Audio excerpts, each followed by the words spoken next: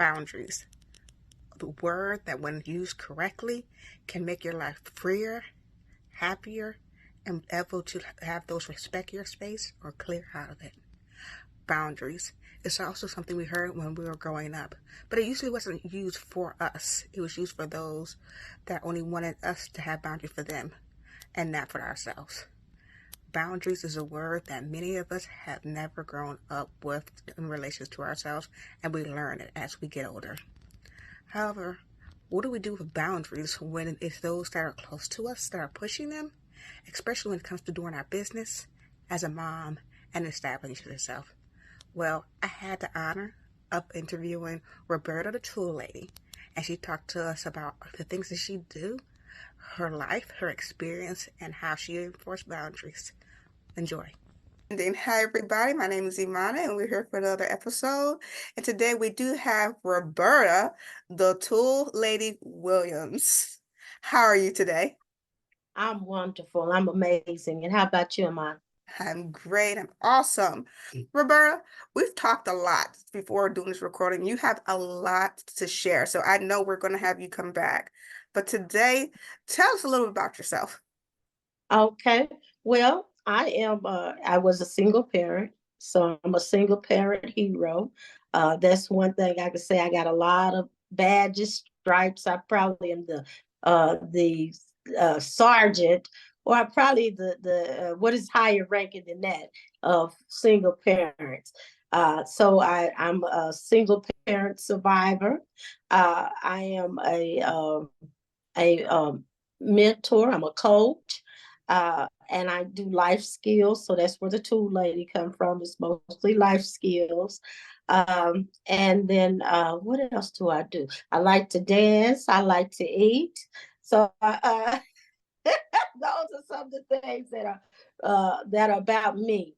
But I most of all, I enjoy loving on people. I enjoy that. You said you enjoy loving on people. One of the things I will have to ask, because inside your name tag is tool ladies. When you think of the word tools, my mind automatically goes to hammer, nails, screwdrivers, and screws. But you said that you coach in tools and you work on the people. Tell me, what type of tools and how do they help? Okay, like anger management, life planning, goal planning, um, skills management. It may be breathing, mindfulness, meditation. It may be goal setting. Those things that are interpersonal. I guess I should say that as well. Things that are interpersonal that you may have a challenge with based upon how you feel about yourself.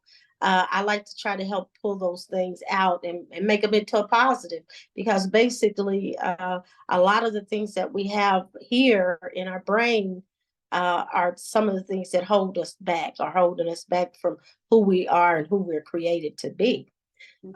So I also started a company called The Purpose Driven, which yes, I did take it a little bit from the book, but and it is based upon that because I do believe everybody has a purpose. Mhm. So we're all born with a purpose, but sometimes it takes a while for us to get to that purpose because we get to experiencing life and life starts lifing, and somehow in that time we forget, or as the mind said, hey, if you got all this in your mind, why you can't accomplish what you need to accomplish in life, right? That was something she had challenged me with when we were talking.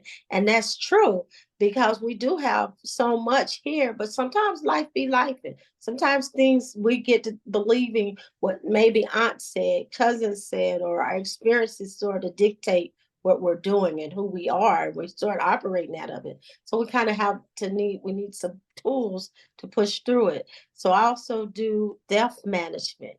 So, if it's possibly theft is a problem. I do all type of tools for all types of areas in your life. So when it comes Oh, I'm to sorry. your clients, go ahead. Uh-huh. I said when it comes to your clients or even just things that resonate deeply with you that you can share with your clients, what are like the reoccurring themes that you see in the tools that have been the most prominent to help? One is not looking back, right?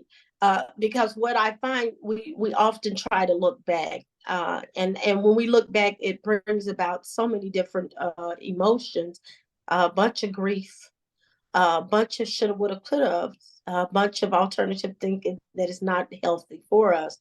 And so basically, the number one thing I always tell people, hey, especially when it's something that is traumatizing as a death or any of those situations, I say, hey, be careful when you're looking back. Or I'll even tell you, stop looking back. Because a lot of times looking back is what is the issue with today and going forward. So if you're looking back, you're constantly putting yourself back in that time where that time doesn't even exist anymore. It's gone. There's nothing you can do about it. So mainly to stop looking back, to start looking. And if you can't look forward, that's understandable because some situations you're like, wow, this has happened, and I'm stuck. So even if you're stuck, to start taking that moment right there and enjoying that moment. Now, what I mean by enjoying that moment, I know you're like, oh, wow, that sounds kind of crazy if you're uncomfortable or you're sad or whatever. But start looking at the smallest part of that moment, meaning if it's a sound, if it's the sound from the fluorescent lights, if it's the sound from the refrigerator, if it's the sound of a bird, try to hone into those things because, hey, that lets you know you're still living, you're still here, and you're okay, actually. Start to breathe. So, stopping being conscious of your current surroundings now at the moment, and also breathing helps. Those are absolutely great tools, and I love that because I do teach and practice myself breath work, and it has helped me tremendously. And you also mentioned with anger management, because growing up, I used to have severe anger, and being a DB survivor, I've also had a lot of resentment from the choices I've made. So it's a great tool to help. And furthermore, when you had mentioned that you were are a single parent survivor, and my teens, I don't know if I'm gonna survive this, but I know it comes to my teens. What do you say helped you the most, and how old were your kids when you became a single parent? My children were 5, 6, 7, and 8. They are all doorsteps. So they're all were right behind each other. Um, Now, the first thing is that I began to be aware of my time. You know, I like to keep everything organized, and that was my number one, to organize my household. And I always simulate it to like a car or anything else that needs other, like the engine needs the starter needs the ignition, right? And then you need tires that, of course, that's inflated, right? So I always put together my family. I ran my family like that, like it was a moving situation. So everybody had to be taken care of. Of course, as a single parent, you're responsible for all of that. So that's your responsibility. And you got to take care of yourself. So, first of all, to make sure I had some type of organizational order, well, if everybody throw your shoes at the door, that's fine. Let's do that. If everybody has to clean up at such and such, let's do that. I made an order about my daily life. Secondly, for each child had a responsibility, even if they were small. And that went along with building their independence as well. But each child had some type of responsibility to the household. Again, that's sort of like that automobile working together, moving. together. So those were two tools that I used as a parent. Now the other tool that I use, not so much not looking back, because I didn't have that one yet. I didn't know that one. I didn't know that was the issue at the time. But what I did do was I used goal setting, and I stayed directed. And then I always had a center, meaning on a Thursday night, we all met together, me and my children met together at the table. We would play games, and we would talk. Now, what would that do? Like any other company, right? You have to have some communication within the company to know where the company is going. And you have to have people who are involved or bought into the company. So those are some of the things, or some of the tools as a single parent that I installed within my family.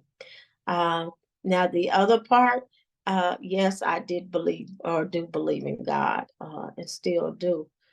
So oftentimes when I knew that it was above me, I would let my children see me pray. Now, would I make them pray? No, that's a difference. But let them see me pray, because I wanted them to learn it's something greater and bigger than me, right? And that I can always somehow utilize that source if I needed it. It was almost like that 100,000 or whatever that one game is, when they have to name the bags they want. The suitcases, right? It's like playing that game. When you say, I want that lifeline, well, I wanted them to know that was my lifeline. So no matter what else happens, know that those are the smallest tools that you can use. And that's your lifeline if you know it's something too heavy. uh, and then the other thing, with me, I learned to forgive myself, to be nice to myself, to be kind to myself, and again, to love myself. And that take you a long way right there, Miss Amon. So those, self-forgiving, loving, and being nice, because we're taught to do that to others. Or even if we're not taught, we're told to do that to others. However, we aren't taught to how to love, forgive, recognize yourself. We're not taught, especially as women, that me time does not mean going shopping for the family. That me time does not mean that I get to take a shower by myself. It's self-love, when it comes to self, because people would like to associate the word self with being selfish when it's not. And even if it is being selfish with your time, with your boundaries, with how you care for your body and the energy that you give out, the energy that you want to consume and give out to others, there's absolutely nothing wrong with that. uh you had 4 kids, the stair steps. I must say that is a lot to take on by yourself. It is. So I'm glad you had the systems in place. However, being a single parent and a business owner at that, I'm sure there was a lot of times where you had to stand your ground. There was a lot of times where it was either family members, people in society that said that maybe you couldn't do it, people telling you to just do this instead. How do you deal with the whatnots and the people that say that they only want the best for you, but don't really, they aren't you? How do you establish those boundaries, healthy boundaries? Well, okay. And now boundaries are big. And to be honest, um, even before I even learned about boundaries, I always had them, because I felt like I had to be, of course, if you're the primary caregiver, you have to protect your your children. You have to protect your family. And so you protect them with boundaries, because boundaries come in different forms. There's different types of boundaries. But, and are there some that I wish I would have done more of? Yes, definitely. But I've always believed in them, meaning I always felt like my family was my nucleus. That was my kingdom that I had to take care of and cultivate. So Of course, I have siblings, I have cousins, I have mom, I have family, but to let them come into my family, or into my kingdom, I always try to set up a barrier with it. Now, did I make the poor choices of letting people move in with me sometimes? Yes. Yes, I did. And that was a very poor choice. Is that sort of kind of on my regret or guilt list sometimes? Yes. And it going across the boundary? Yes, it was. Because I probably should have just said no. And it would have been much more healthier. Uh, So how would you balance that? Or even successful saying that your children now, you have a daughter? yes. Okay. So what would you say to your daughter? Looking also back at your younger self, what advice would you give her when it comes to boundaries of someone moving in? Even like you feel no, but again, women, we are natural givers and caretakers. Uh, and then we don't always put ourselves first or even care about our own self enough to know that this person is not good. And we can be friends, but you cannot come into my space. What are your advice for her? Well, what I would say to her, and what I say to myself now is that, a, I'm older enough now and have enough experience to see that some of your stuff or some other people's stuff are causes and effects, meaning there's a reason why that your situation is the way it is, right? So I can't be your savior. I gotta give away the superwoman complex and the God complex. So I'm not either one. I'm not God and I'm not superwoman. Now I can let God be God, in which he's going to look out for us all. And that's sort of the situation. So I would tell her that there's a cause and effect for everything. And so, and not to negotiate your boundaries for someone else's mistakes or mishaps, because it's not healthy, A, and B, you don't never know what a person's packing in, and you just don't know what, because we all are battling with something and we're all working on something. That's part of our mental health or our social abilities and development. We're always working on something, and we should always be working on something, by the way. So we should not all say, well, you know what, I mastered this. That's not necessarily true. We should always be doing something to improve ourselves. So I would tell her, no, set your boundaries, keep your boundaries, keep what is healthy, and feel comfortable in saying no, How do you right? feel comfortable in saying no? That is a big one. How are you feel comfortable in saying no when you're used to saying yes and used to being that caregiver and used to being codependent on making others happy? Okay. You said the word codependent, right? So you got to identify that why are you codependent? And then identify the benefits of it and the non-benefit of it. Before you can even move forward, you got to identify the whys of it. Now, secondly, saying no is okay because you have that right to say no. Like, hey, today is Saturday. I work from Monday through Friday. I have probably 4 or 5 jobs, also a couple of businesses that I do of my own. So meaning my plate is pretty full. So if I say I don't want to wake up to do something on Saturday to later on in the afternoon, it's okay. It's fine. If I say, even if I don't, last night I was invited to a dinner and it's no, because I wanted to come home. It was raining. It was kind of foggy and I wanted to come home. So that's fine. You don't have to negotiate what you're uncomfortable with because of feeling like, oh, I'm going to let them down. That's not the case. And then also with a dual respect, meaning both people respect, or both parties respect each other, they're going to understand, oh, okay, you're not available. That's healthy.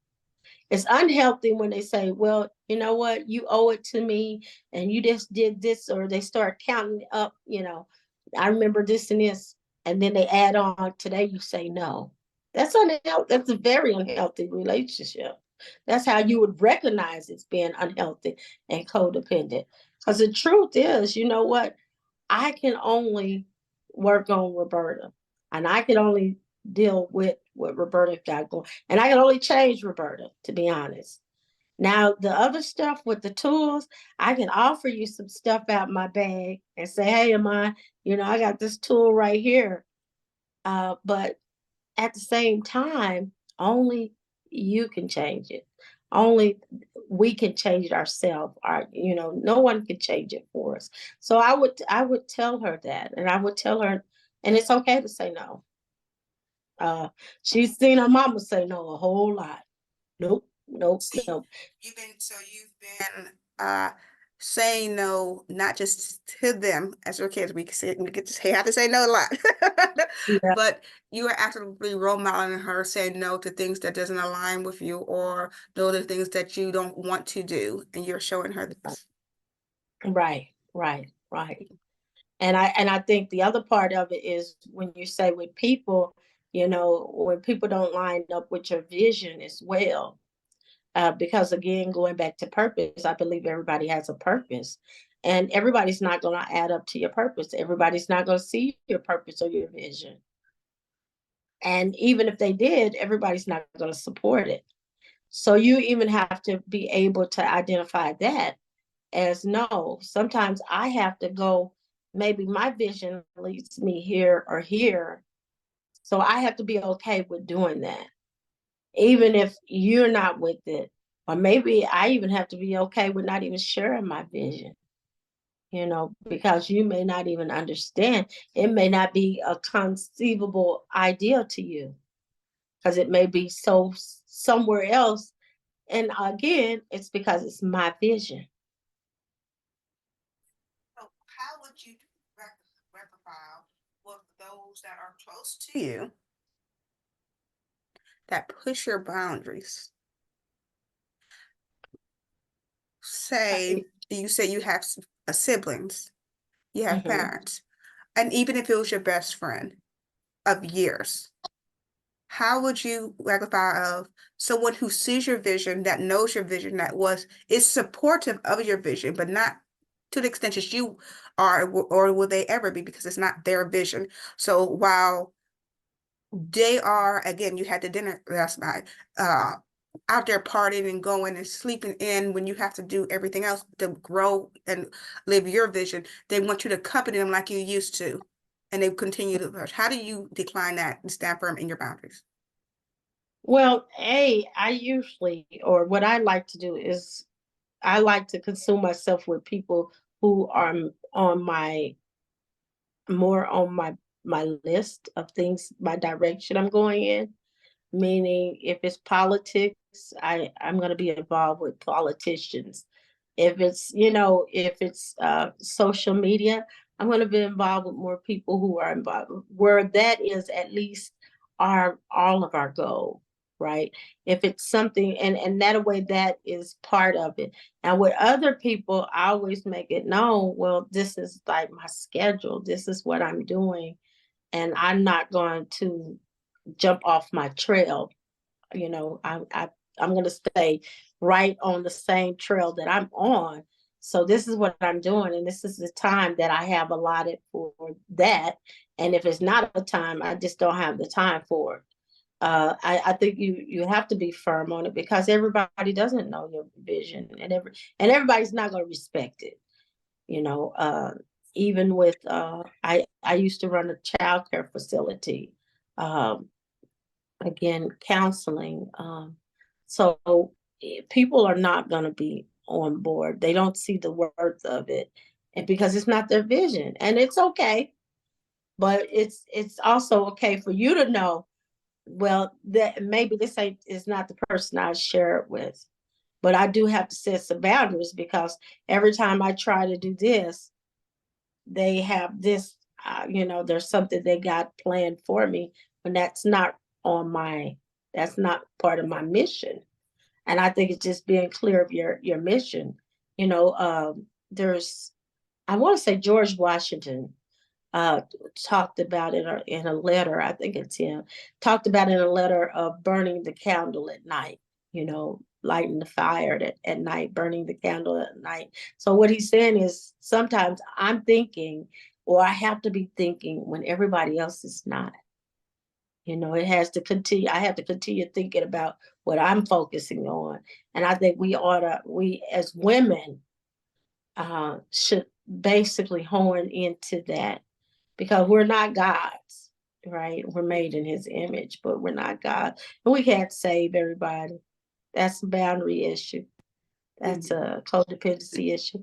And to be honest, a lot of people we do things for, one day they'll say, you didn't do anything for me. So you got to make it, make your time count. Time is valuable. Awesome. Oh, you also have a podcast, and we are almost ending. So I would like to know, where can our viewers find you and hear more about you? Okay. Well, I'm on Facebook, Roberta the Tool Lady. Also on YouTube, where I'm on the View platform. And then I'm also on Instagram, also as Roberta the Tool Lady. So I'm all of those different places. You can see some of our old shows. I've also got Roberta Put It All on Red, and it's Taboo Chronicles.